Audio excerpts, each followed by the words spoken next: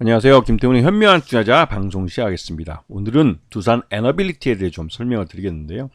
두산 에너빌리티는 옛날 한국중공업이라는 이름의 공기업이었습니다. 이거를 두산그룹이 인수를 하면서 두산중공업이라고 이름 바꿨다가 최근 들어서 몇 년 전에 두산 에너빌리티라고 이름을 바꿨죠. 그러면서 이 두산 에너빌리티는 기본적으로 이 발전소의 이 터빈과 같은 주기기 이런 것들을 만드는 원자력으로 말씀드리면 뭐 원전 그 주기기인 원자로를 만드는 업체입니다. 그러다 보니 그 이쪽 시장에서는 거의 독과점 업체라고 볼 수가 있죠.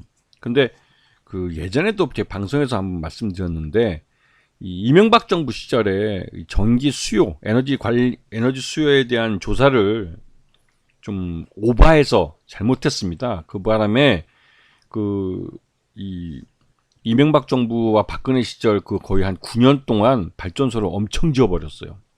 원전뿐만 아니라 그때 지어진 원전 한빛 원전 같은 경우는 나중에 이제 그 부실공사가 드러나가지고 1년 동안 안전 진단을 하고 또 안전 보강하는데 또 돈이 엄청 들어갔죠. 근데 그것도 단적인 얘기긴 한데 그때 당시에 이제 이명박 정부에서 에너지 수요를 조사해서 에너지가 뭐 부족하기 때문에 이런 발전소를 많이 짓지 않으면 블랙아웃 될 것이다 막 이렇게 겁을 줬었죠. 그 바람에 이 두산 에너빌리티는 미래에 만들어야 될 것까지 미리 땡겨가지고 많이 만들어서 납품하다 보니 그 이후에 일감이 없어졌습니다. 왜냐면 뭐 탈원전 정책을 한다고 했지만 실제적으로 탈원전 정책이라는 게 기존에 전력 수요를 파악했을 때 그 신규로 만들기로 했던 원전 같은 경우는 시장성이 없죠. 이미 전기가 한여름과 한겨울 풀로 그 전기가 사용되는 날에도 이미 두 자릿수 그 전력 여유가 남아있는 상태입니다. 그러다 보니 이 전기 발전에 대한 이게 우려는 별로 없는데 어떻게 하면 이 발전된 전기를 잘 수용가까지 보낼 수 있느냐 이게 문제가 되고 있는 거죠. 물론 최근 들어서 AI 데이터 센터라는 게 전력을 많이 먹기 때문에 기존 전력망을 갖고는 커버하기 어렵다 이런 말을 많이 하는데요. 그거는 이 미국처럼 100년 전에 지어진 100년 전에 뭐 만든 전력망을 갖고 지금 21세기 AI 데이터 이 센터에 전력을 대려다 보니 문제가 있는 거죠. 우리는 1950년, 53년 한국전쟁 이후에 한국전력이 대도시 주변으로 해서 이렇게 전력망을 깐 게 뭐 한 50년 정도밖에 되지 않았습니다. 전력망도 아직까지는 여유가 좀 있고 발전량은 뭐 두말할 필요 없죠. 발전소가 남아돌아서 한여름이나 한겨울에 그 바쁠 때에도 그 전기가 뭐 부족하다 막 떠드는 때에도 발전소들이 놀고 있습니다. 왜냐면 전기 여유가 그렇게 많기 때문에 그렇죠. 이런 것들을 언론에서는 제대로 말 안 해줍니다. 그냥 전력 예비율이 두 자릿수다라고 말하고 그냥 넘어가는 거죠. 그런데 왜 이렇게 계속 발전소를 지으려고 윤석열 정부도 그렇고 난리를 피우냐. 발전소를 지으면 거기에 들어가는 돈은 특히 원전 같은 경우는 정부가 발주를 해서 즉 우리 세금으로 발전소를 짓는 겁니다. 그 말은 쉽게 말하면 세금 도둑질을 하기 쉬운 것이죠. 그렇기 때문에 더더욱 이런 발전소를 짓는 데에는 부정부패가 많이 개입해 왔습니다. 예전부터. 그리고 솔직히 우리나라도 기업 규모가 크기 때문에 두산 에너빌리티 같은 경우는 내수 쪽만 특히나 이제 원전 같은 경우는 미국의 웨스팅하우스하고의 그 원전 특허에 대한 문제가 아주 이슈로 나와 있어서 해외 수출에 번번이 그 딴지가 걸리는 상황입니다. 그러다 보니 이제 두산 에너빌리티는 더욱 내수 시장에 의존하게 되는데 이 내수 시장이 전력이 남아도는데 그 공장을 짓기 위한 즉 세금을 쓰기 위한 공장을 지을 수는 없는 것이죠. 특히 원전 같은 경우는 값싼 에너지라고 그러지만 당장 지금 지을 때도 뭐 돈이 많이 들어가고 나중에 운영할 때는 그럭저럭 뭐 괜찮다 할지라도 이게 폐로가 되면 폐로에서 이제 나오는 이 고위험, 고준위 방사능 폐기물들 이걸 어디로 치워야 될지 아직까지 방패장도 우리 만들지 못하고 있는 상황입니다. 그리고 여기에다가 매년 그 방패장이 안전하게 유지되도록 그 안전관리하는데 돈이 들어가죠. 이게 매년 전기료에 포함이 될 수밖에 없습니다. 그래서 지금 월성 1호기 같은 경우는 이제 폐로를 시작했는데 그거를 폐로시키지 않기 위해서 뭐 안전 보강을 해서 다시 뭐 수명을 연장한다 이런 말이 나오는 것이, 폐로가 되는 순간부터 그 폐로에 들어가는 비용은 온전히 전기료에 부과될 수밖에 없는 거죠. 그렇게 되면 이 원전을 통한 전기 생산이 그렇게 값싼 에너지라고 말하기는 어렵게 되는 겁니다. 그렇기 때문에 이 월성 1호기를 폐로 시키지 않고 안전보강을 더해서 공장을 발전소를 돌려야 된다 이런 말을 하는데요. 사고 날 가능성이 큽니다. 이미 월성 원전 같은 경우는 20세기 후반에 지어진 아주 오래된 40년이 된 이 원전, 노후 원전이고, 솔직히 어디서 어떤 고장이 날지 모르는 상황이에요. 그런 때 이런 노후 원전을 일본보다도 적은 돈을 들여서 안전보강을 해서 재가동을 시킨다. 그 사고 날 위험 높죠. 후쿠시마나 뭐 체르노빌 같은 데서 원전 사고가 대규모로 난 데를 예를 들면, 아직까지도 그 반경 30km 내에는 사람이 살 수 없는 불모지가 돼버렸습니다. 그리고 여전히 30% 밖에도 여기서 이제 사고가 났을 때 방사능이 누출된 것들이 그 주변 토양이나 또 주변을 오염시켜서 거기서 생산된 농산물은 아직까지도 먹을 수 없죠.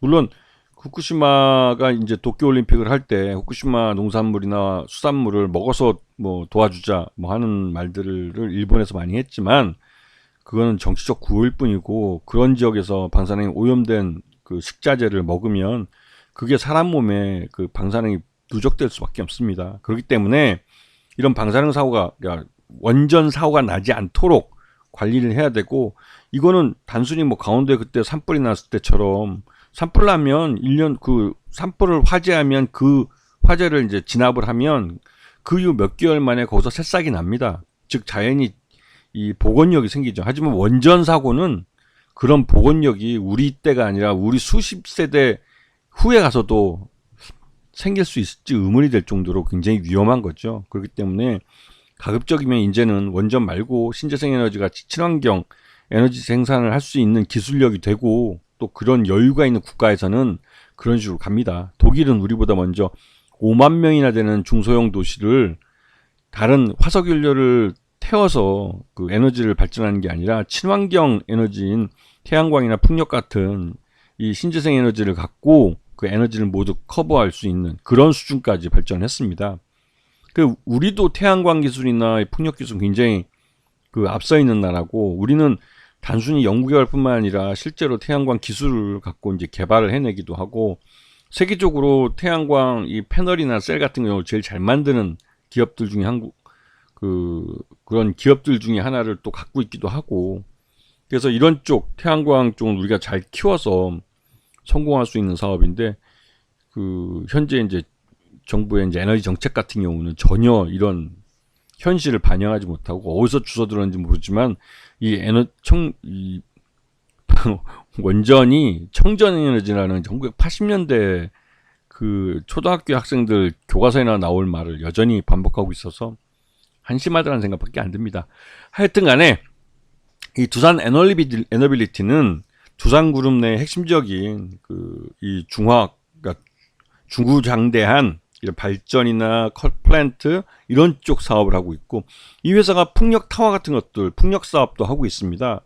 그리고 이 회사가 이제 원전 사업 말고도 다양한 이 발전소에 들어가는 플랜트들도 생산하고 있기 때문에 그런 쪽으로 사업을 해가고 있고, 해외 원전수도 많이 나서고 있어서 요번에 회장이 직접, 박 회장이 이제 해외에 나가서 체코에서 체코 원전 수주를 위해서, 그것 또한 약 30조에서 많이 되면 한 50조까지로 발전할 수 있다고 하는데, 그걸 또 수주하려고 노력을 하고 있죠. 자, 보시면 요번 1분기에 이 수주한 게 한 6천억쯤 되고, 매출액은 1조 7천억 정도를 매출을 했습니다.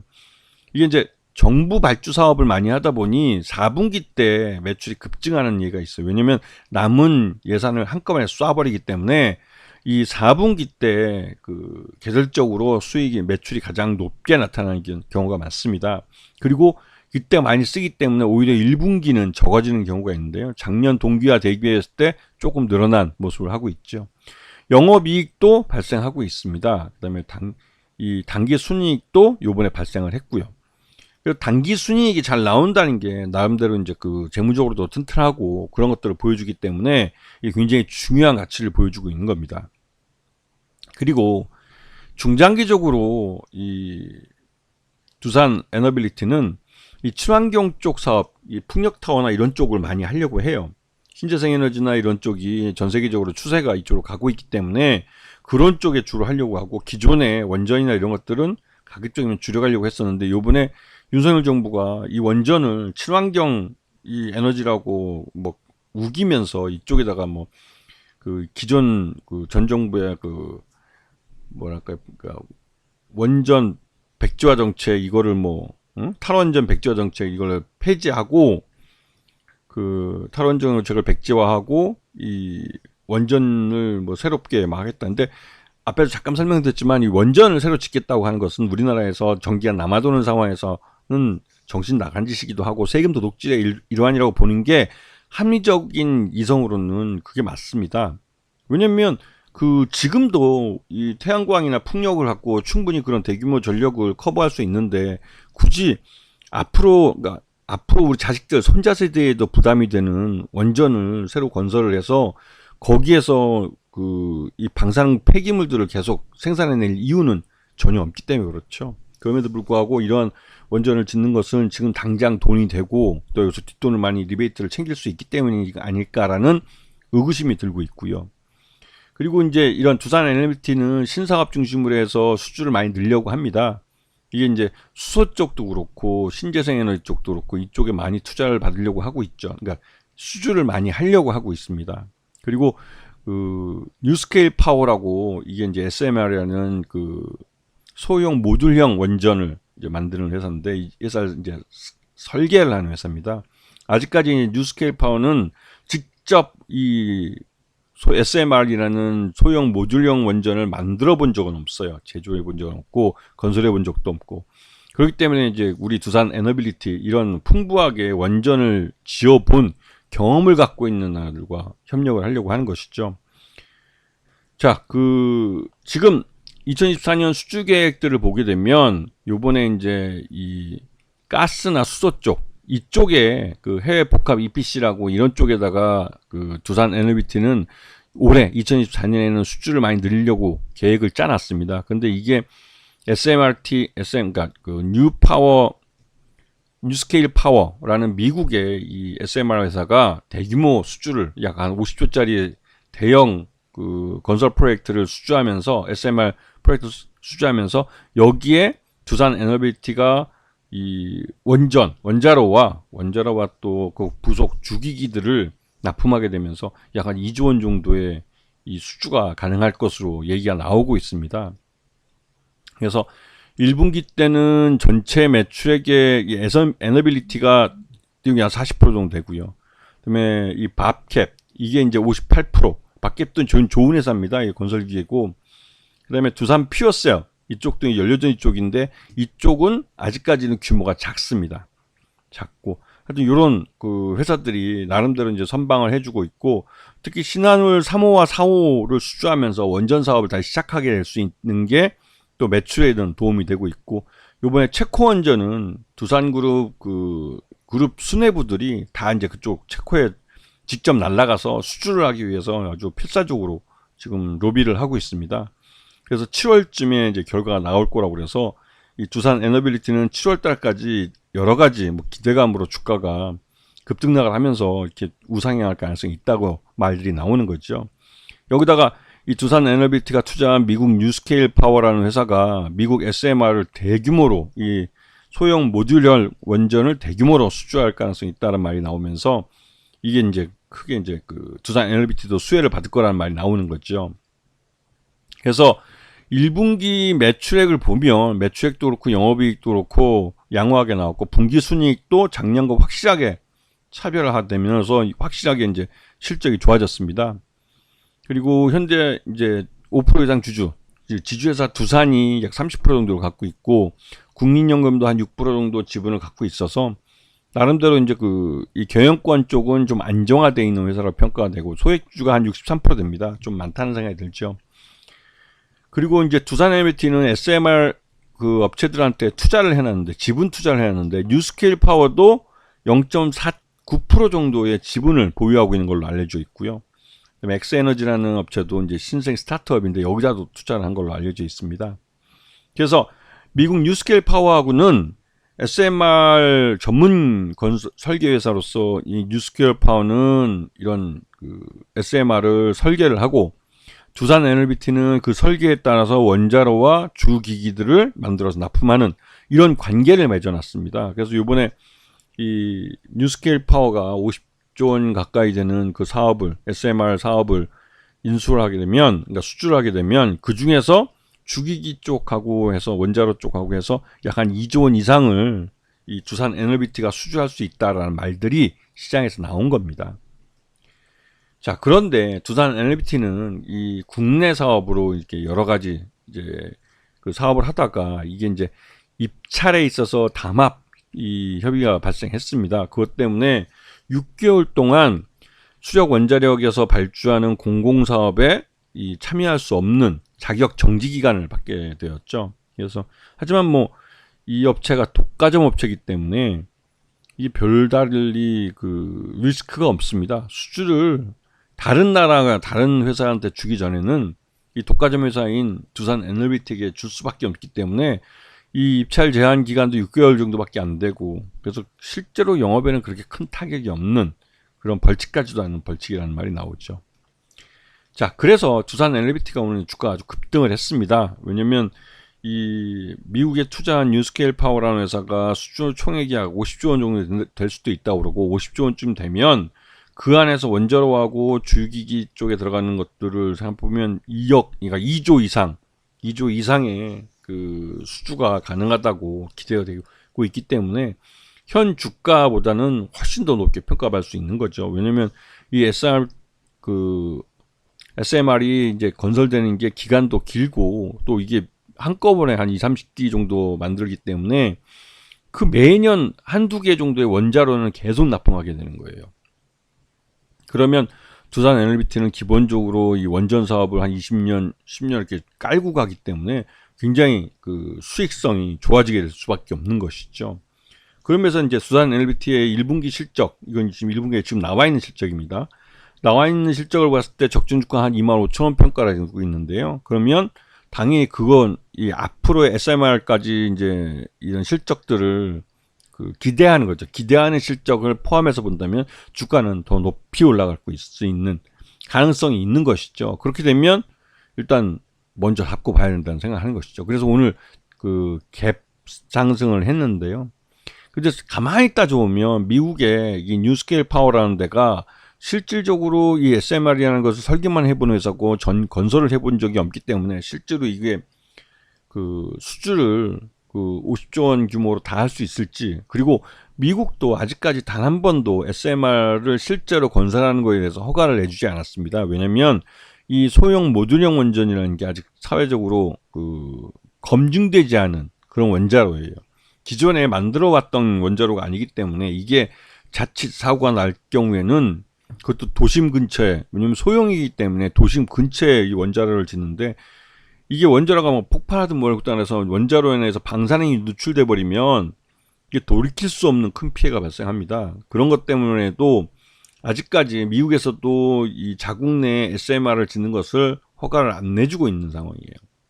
이런 부분을 다 감안을 하면 실질적으로 이 뉴스케일 파워가 그 언론에서 떠들고 있는 것처럼 50조 원을 다 50조 원이 됐든 30조 원이 됐든 그 수주를 다 그 할 수 있을지도 의문이고, 또 이를 그 생산하는 데 들어가는 비용이나 이런 부분을 미국 정부가 또 아니면 미국 지자체가 계속 돈을 대줄 수 있을지, 이것도 좀 의문이 되는 것이죠. 그래서 아직까지는 그 뉴스케일 파워에 대한 부분은 불확실성이 더 크다는 생각이 좀 듭니다. 그럼에도 불구하고 두산 NLBT는 국내에서 신한울 원전을 다시 짓겠다고 하는 것 때문에도 내수에서 일감을 내수에서 이제 일감을 확보했기 때문에 그런 부분은 주가에 반영할 필요가 있는 것이죠. 아시겠죠? 그래서 두산 NLBT에는 아직까지는 음과 양이 있지만, 이 회사가 원전 사업으로 계속 간다고 그러면 솔직히 좀 그 비전은 좀 없어 보입니다. 하지만 이 회사가 풍력 발전이나 이런 다른 그 친환경 에너지 수소 쪽이나 이런 쪽도 사업을 하고 있기 때문에 그런 쪽에서 매출을 더 일으키면서 사업을 해간다면 충분히 두산 에너빌리티는 승산이 있고 좀 그러니까 우상향하는 차트를 오랫동안 그릴 수 있는 가능성이 있게 되는 겁니다. 그래서 아직까지는 오늘 이제 갭상승으로 막 흥분한 투자들도 많으실 것 같은데 그렇게 막 흥분할 일은 아니라는 생각이 좀 들죠. 왜냐면 어차피 1분기 실적을 놓고 봤을 때 우상향해서 가는 게 맞긴 맞는데 이 회사는 그 궁극적으로 원전이라는 그 한계 산업이죠. 이거는 선진국에서도 지금 여러 가지 이유에서 전기가 부족하다고 그래서 원전을 막 짓겠다고 하고 있지만 아직까지 실제로 원전 건설을 결정하고 거기에 대한 발주가 나오거나 공사를 시작한 케이스는 별로 없어요. 대부분 후진국에서 전력 부족을 커버하기 위해서 원전을 건설하는 경우가 더 많죠. 이런 부분들을 잘 보시면서 두산 에너빌리티에 대해서 좀 객관적으로 보실 줄 아셔야 한다고 생각이 듭니다. 아시겠죠? 자, 오늘 방송 여기서 마치겠습니다. 감사합니다.